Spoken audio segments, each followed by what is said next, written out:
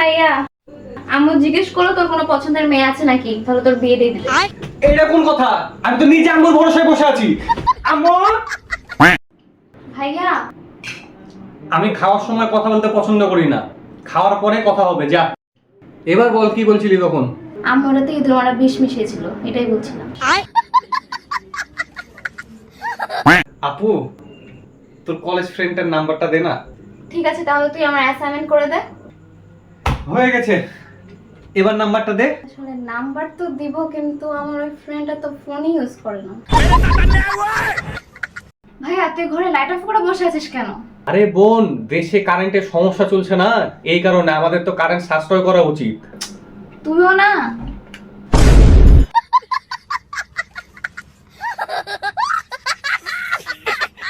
ভাইয়া চলো লুকোচুরি খেলি। চল খেলি। তুমি লুকো, আমি তোমাকে খুঁজছি। আচ্ছা। 1 hour later.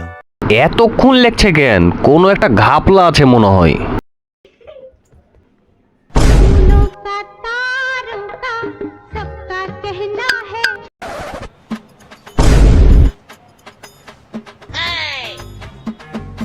ভাইয়া, এই ক্রিমটা মাখ, তুই তাহলে আরো সুন্দর হয়ে যাবি। সত্যি? হ্যাঁ সত্যি। মাখা মাখা মাখা, সুন্দর হবো তো? হ্যাঁ অবশ্যই। কোনো কিছু নষ্ট করা উচিত না। আচ্ছা আপু, তোর কাছে যদি 1 লাখ টাকা থাকে, তুই ওখানে আমার কয় টাকা দিবি? সব দিয়ে দেবো। আর ধর যদি 10 লাখ টাকা থাকে, সব দিয়ে দেবো। ধর তোর কাছে 50 লাখ টাকা আছে, তখন? সবই দিয়ে দেবো।